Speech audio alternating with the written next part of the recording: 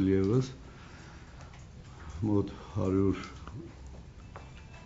ընտրատուփեր բացվեցին, բողոքարկվեցին, ըստ էության դրանով եւս մեկ անգամ արձանագրվեց, որ ընտրությունները այն որ խոսում են արդեն զազրախորության աշճան, իրականությանը չի համապատասխանում,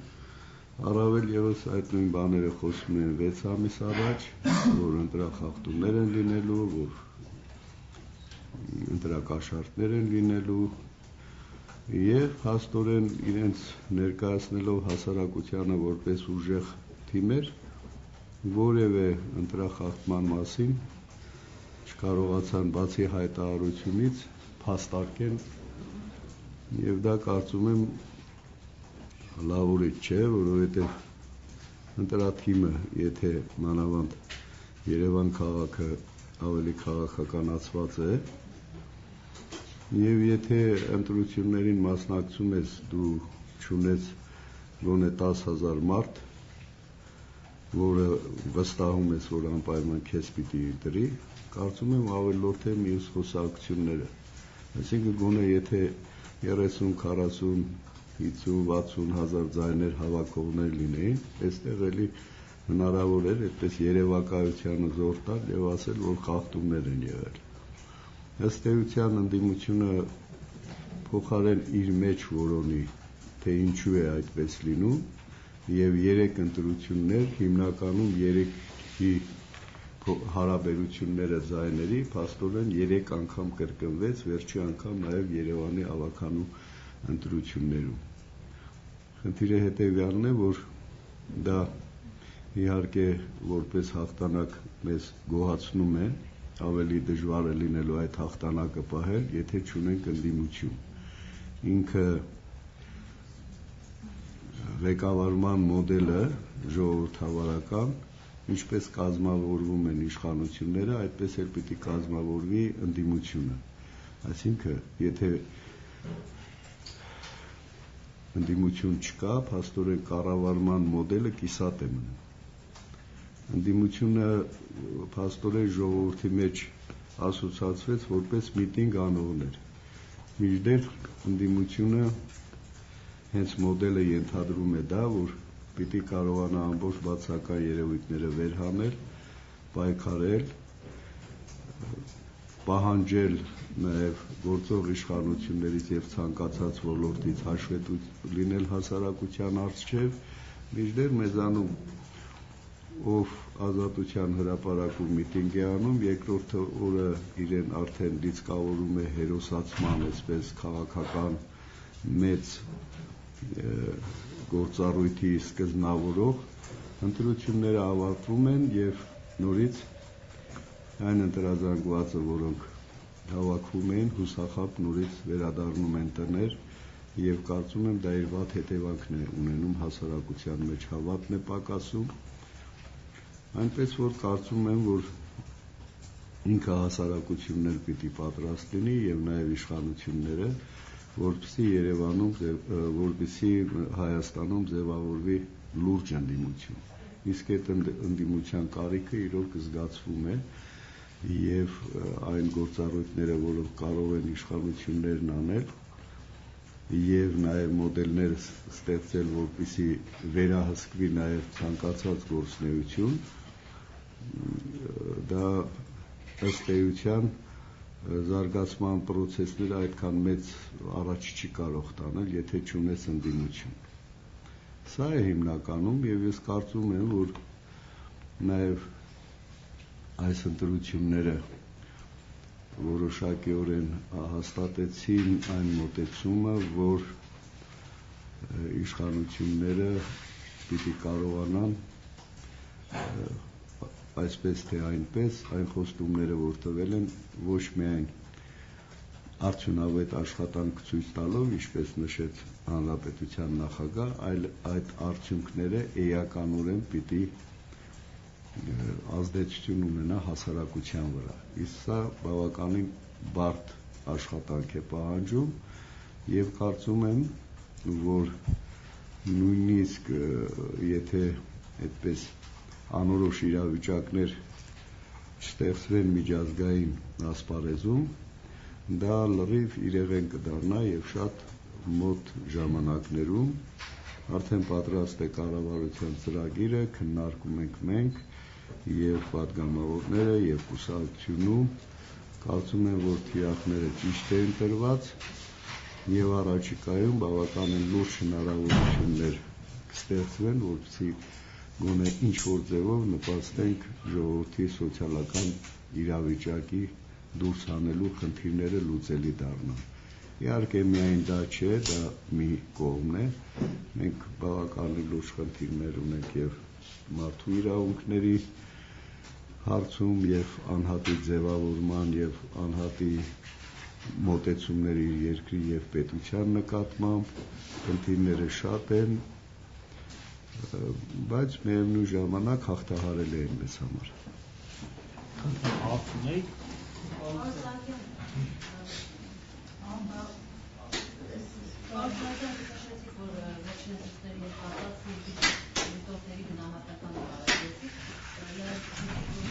Ուղղակաշարքներ չեն եղել,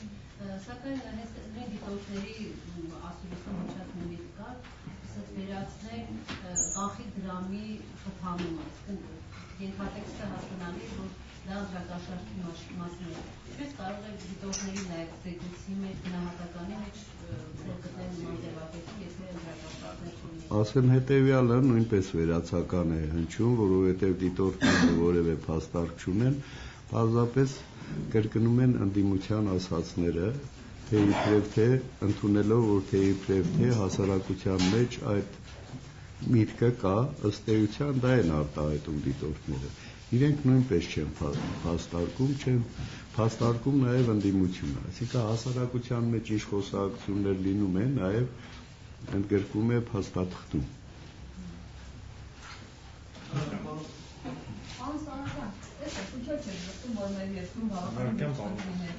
Կա լուրջ արտագաղթ եւ այս ընտրություններից հետո ասում որ լինի շատ մեծ ողջ Հայաստանի դեպի դուրս։ Ինչպես է ստացվում, շատ է հնչում այս հարցը, բայց ես ուզում սպառիչ պատասխան լսել։ Ինչպես է ստացվում, որ մարդիկ իսկապես դժգոհում են գործող իշխանություններից, ամեն պահի տակ, ամենտեղ դժգոհում են, բայց վերջում ձայնը գնում եւ մեծամասնության տալիս են իշխող կուսակցություններին։ Իշխանություններից կարող եմ դժգոհել, բայց չկա մի այլ կուսակցություն, ես մի առիթով ասել եմ, որ մենք ամենալավը չենք, բայց մեզանից լավն էլ չկա, որպեսզի կարողանան ընտրություն կատարել։ Իսկ ինչ վերաբերում է արտագաղթին, դա բավականին խորը քննության առում է, տարբեր կողմերից կարելի է դիտարկել, նույնիսկ կարելի է դիտարկել, որ նոր սերունդ է աճում եւ բազմալեզու սերունդ է, օտար լեզուներին լավ են տիրապետում, առավել եւս կայքերը կան, մարդիկ որոնումների մեջ են, առավել եւս մի հանգամանք սովետական միության ժամանակ սովետական կարգեր էին բոլոր հանրապետություններում, բայց մենք Ռուսաստան նորից արտագաղթ ունենք, այդ 2.5 միլիոնը հենց սովետական միության ժամանակ գնացին Ռուսաստան, առավել եւս ենթադրենք Կալկաթայի հայ համայնքը ցեղասպանությունից հետո չի առաջացել, այլ շատ մենք նորից ունեցել ենք համայնքներ ամբողջ աշխարհում, այսինքն մյուս կողմից էլ մարդիկ լավ չեն ապրում կամ ուզում են ավելի լավ ապրել, օգտվում են նաև համայն աշխարհից։ Սա իհարկե կարելի է դիտարկել ցավ, բայց դա անընդհատ ամեն օր կրկնել եւ խոսափող դարձնել, որ արդեն երկրի վերջն եկել է, որ երկիրը քանդվելու է, որ կորցնելու ենք պետականությունը եւ անընդհատ վանկարկել, բնական է, որ մարդկանց մոտ նաև ինչ որ մոտեցումներ են ձևավորվում եւ մտածում են ինչ որ միտեղ գնանք ավելի լավ պայմաններում աշխատելու։ Գնում են, դուք էլ առնչված կլինեք։ Վերջին հաշվով հայրենիքի կարոտը մնում է, օտար ափերում իրենց չեն կարողանում հանգիստ զգալ եւ ցավով կարելի է ընդունել, բայց երբեք ոչ ցավագին։ Դրանք պրոցեսներ են ժամանակի մեջ, մենք պատերազմող երկիր ենք, եթե ցանկացած երկրում, եթե շաբաթը 1-2 դիակ են սահմանից վերում, բնականաբար ժողովուրդը անհանգիստ վիճակում է գտնվում։ Փակ երկիր ենք, բազմաթիվ արգումենտներ կարելի է բերել։ Կարելի է նաև հաշվի առնել մարդկանց նեղացվածությունը։ Պետական ապարատները պիտի ավելի հոգատար լինեն մարդկանց նկատմամբ։ Իշխանությունների ելումից պիտի նեղանան, չեմ կարծում, լրագրողներից մենակ մենք ենք նեղանում։ Մարդիկ դիմում են գյուղապետարան, չգիտեմ, քաղաքապետարաններ, ամենափոքր հարցը, որը օրինականության շրջանակում է, փաստորեն ոտնահարվում է տարբեր մարդկանց մոտ մարդկանց իրավունքները։ Դրա համար ես ասում եմ նաև իրավունքի խնդիրները պիտի կարողանանք, մարդու իրավունքները պիտի կարողանանք հարգել։ Այնպես չի, որ ամեն ինչ լավ է, եթե ամեն ինչ լավ լիներ, կարծում եմ քաղաքական ուժերի մրցակցություն էլ չէր լինի, հենա ամեն ինչ լավ կլիներ էլի։ Պարոն Սահակյան, դուք այնպես եք ասում պետական ապարատից նեղացած են իշխանություններից, կարծես այս պահին ընդդիմության ներկայացուցիչ լինեք, ու տենց իշխանություն։ Եթե ընդդիմություն չկա, ես արդեն մոտավորապես 10 տարի է, ես նույնն եմ ասում։ Եթե ընդդիմություն չկա, մենք համ մեր ընդդիմությունը պիտի լինենք, համ էլ դիմությունը։ Հենց դրա համար եմ ասում, որ ընդդիմության լինելը բավականին լուրջ գործոն է պետության զարգացման եւ ապրապնդման համար։ Իսկ ինչու պիտի գաղտնիք պահենք։ Իհարկե մենք էլ թերություններ ունենք, անթերի ոչինչ չի կարող լինել։ Մենք էլ ենք աշխատում, իսկ ովքեր աշխատում են թերություններ ունեն։ Ցանկացած մարդ այդպիսին է, էլ չեմ ասում հասարակությունը։ Այսինքն թերություններ ասելը դա չի նշանակում, որ այսպես ծայրահեղ իրավիճակների ենք հասել եւ փորձում ենք սուր խոսքով, հակադարձումներով ինչ-որ խնդիրներ լուծել։ Եթե ընտրություններով հնարավոր չի հանրապետական իշխանությունը չհասնել, դες բարձրում ինչպես կարելի է հասնել։ Սովորաբար իշխանափոխություն լինում է, երբ հասարակությունը այնպիսի վիճակում է լինում, այդ առիթով էլ են բազմաթիվ անգամներ ասել, ոչ թե հասարակությունը ոտքի է կանգնում եւ ուղղորդողներ են պետք քաղաքական ուժեր մեզանում, այլ քաղաքական ուժերը արհեստական հասարակությանը ոտքի են կանգնեցնում, որպեսզի կարողանան ուղղորդել։ Ասեմ, կրկնեմ հետևյալը։ Ես կարծում եմ հանրապետականը դեռ անելիքներ ունի։ Ես ոչ թե այդպես կքված եմ, որ անպայման հանրապետականը պիտի իշխանության լինի։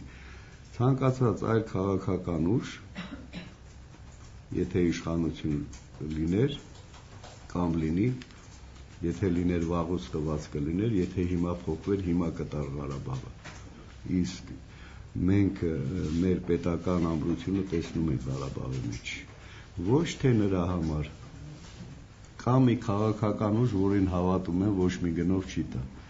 ասենք հայեղափոխական դաշնակցությունը, բայց նա էլ այդքան ռեզերվներ չունի, այդքան մեծածավալ քաղաքական պես ուժ չունի։ Դրա համար հանրապետականը պիտի լինի։ Եվ ասում եմ, նորից եմ կրկնում, չնայած 4-րդ իշխանությունից անընդհատ հարվածներ եմ ստանում, այլափոխում են մտքերս, մտածելով, որ հակադարձելու մեխանիզմներս կօգտագործեմ, սակայն չեմ էլ հակադարձում։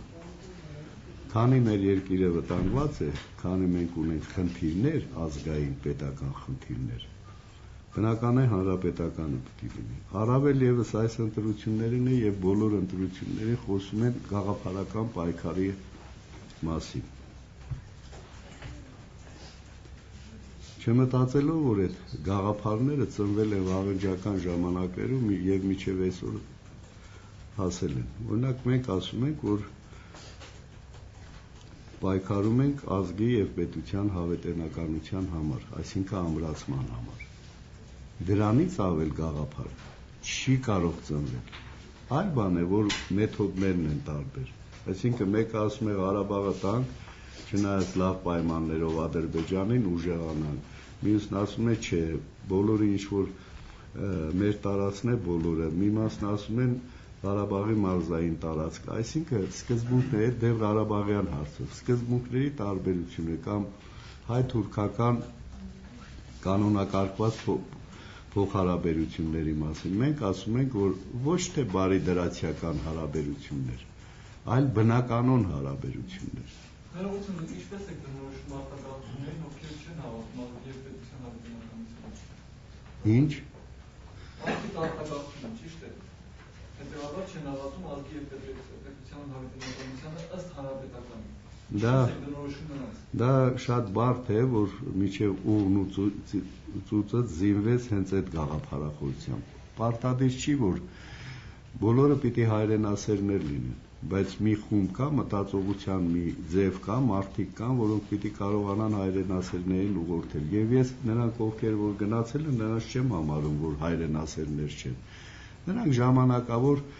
իրենց վիճակից ելնելով գնացել են։ Հետո ներգաղթել կա, ես էլ հումորով ասեմ։ Եթե ներգաղթ չունենայինք, Ռաֆին ու Վարդանը ոնց պիտի Հայաստանում լինեին։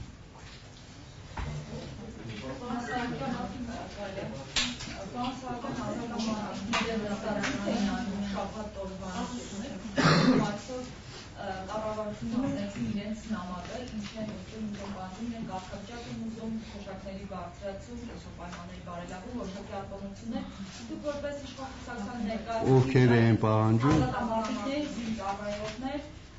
որպես իշխանության ներկայացուցիչ նախ տեղյակ չեք եւ ինչ եք պատրաստվում անել։ Մենք այդ պարտքը ունենք եւ իշխանությունները այդ պարտքը ունեն, մանավանդ զինծառայողների եւ ազատամարտիկների բավականին օրենքներ ունենք, որը իհարկե բավարար չէ։ Նաև բավականին հասարակական կազմակերպություններ ունեն, որ օժանդակում ենք։ Պիտի հասարակությունը պիտի բարձրացնի իր վերաբերմունքը եւ հասարակությունը պարտավոր է պահել նրանց, բայց պետբյուջեի սահմաններում ինչ ասես, որ չի արվում, որը բավարար չի այսօրվա իմաստով։ Իհարկե մենք պարտքի զգացում, հասարակությունը պարտքի զգացում կլինի։ Այս ընտրությունների ժամանակ իմիջիալոց ազատամարտիկներին էլ էին մոռացել քաղաքական ուժերը, ընդհանրապես Ղարաբաղն էլ էին մոռացել։ Իսկ մենք դա զգում ենք, դրա նկատմամբ զգոն ենք եւ մի մտածեք, շատ հեշտ է մարդը պատերազմի մասնակցի եւ զոհված ընկերների միջավայրից դուրս գա ու հետո կարողանա հասարակության մեջ ապրել այնպես, ինչպես մյուսները։ Նրանք իրոք, նրանց բարձրացած խնդիրները ես շատ բնական եմ համարում եւ կարծում եմ, որ պիտի նորից ամեն ինչ արվի, տարի պիտի ամեն ինչ արվի ազատամարտիկների համար։ Պարոն Սահակյան, վերջին ընտրություններից հետո ընդդիմության հետ ձեր կարծիքով ինչ պատահեց։ Վերջին որը Երևանում։ Քաղաքային։ Այսինքն մնաց ընդդիմություն, վերացավ ընդդիմությունը, նոր մարդիկ դարձան ընդդիմություն։ Պատահեց ընդդիմադիր։ Դե հայտարարեցի միջև ընտրությունները վերջին, որ զրոյական դաշտում են գտնվում ընդդիմադիրները։ Իհարկե, եթե ընդդիմադիրները ամեն մեկը մի բան է ասում եւ չեն փորձում միասնական ճակատով հանդես գալ, բնականաբար չկա, զրոյացրեցին իրենց, նաև վերջի ընտրությունների արդյունքներով, նաև խորհրդարանական ընտրությունների արդյունքներով, նաև նախագահական ընտրությունների արդյունքներով։ Այսինքն ժամանակը մենք ուրախացել ենք, ճիշտ ասած, որ Ռաֆին 37% ձեն էր վերցրել, որովհետև հենց այն ինչ որ ասում է, որ կառույց իշխանություն, կառույց ընդդիմություն բնական ճանապարհով հասունացել էր։ Բայց ընդդիմադիր լինել դա նշանակում է ազատության հրապարակում մեծ խոսել, հետո ժողովրդին տրամադրել, հետո էլ հիմա էլ նեղանալ, որ արտակարգը կշատանա։ Լավ, կարելի է ընդհանրել, որ այնուամենայնիվ Վովա Գասպարյանի հետ աղոթքը սխալ էր։ Հայի համար աղոթքը ո՞նց կարող է սխալ լինել։ Հայը միշտ էլ եւ մտքում եւ այնպես աղոթում է։ Վովա Գասպարյանն էլ հայ է եւ ինչ պիտի աներ։ Դες իրենց լիդերը չէ, որ ասեմ ինչ պիտի աներ, բայց ես բանակցել եմ հետները։ Նախ եւ առաջ այդ իրենց գրասենյակները ամբողջ մարզերում արագությամբ պիտի ձևավորեր։ Պիտի իշխանությունների հետ նստեր, խոսեր։ մենք առաջարկեցինք, որ վերահսկողության մեխանիզմներ կանգնես, այսինքն ոչ թե իշխան նախարար, այլ անկախ մարմիններ, որոնք ձևավորվում են պարլամենտի միջոցով, դրվեն ընդդիմությանը, որպեսզի ընդդիմությունը կարողանա հաշվետվություն պահանջի ամեն օր իշխանությունների։ Լավ բան չէինք ասում, բայց չէ, այն անընդհատ երգում են թագավոր լինելուց լավ բան երգը, որը ցակ ու ցրիվ արեց ամբողջ ընդդիմությանը։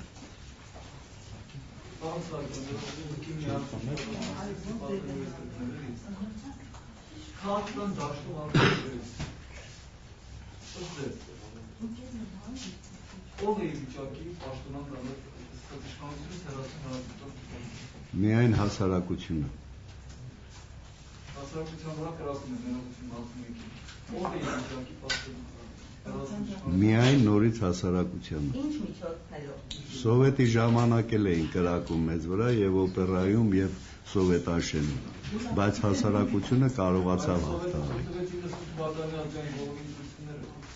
Ինչ թույլ տվեց։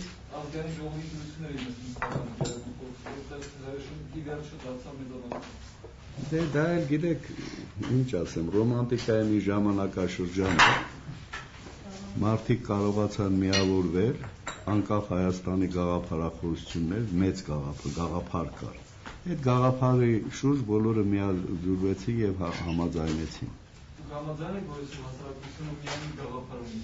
Հնարավորինս իշխանությունից հեռացնել հնարավորինս շուտ հանրապետականին։ Ոչ, նման գաղափար չունեմ, դա կլինի, եթե փոքր մհերը ժայռից դուրս գա։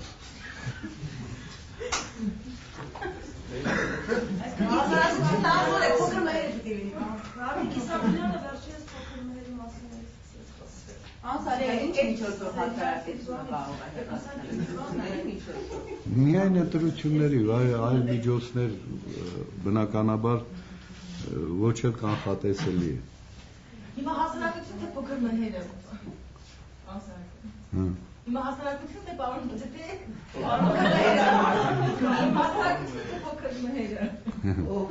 Հասարակությունը հենց այսպես փոքր մհերն է, խորհրդանիշը փոքր մհերն է հասարակությանը, որը իհարկե մեզ մոտ է, բայց դուք չեք տեսնում։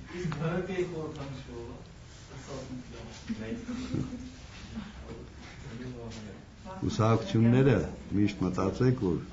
խորհրդանիշներով չեն կարող շարժվել։ Կուսակցությունը միջոց է, նպատակ չի։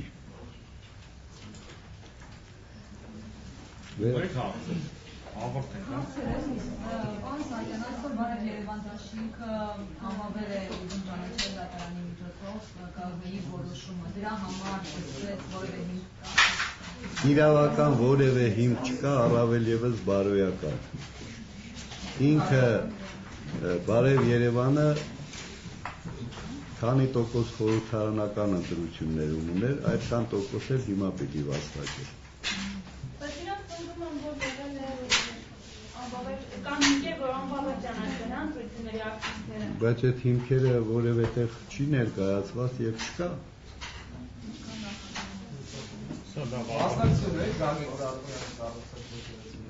Այո։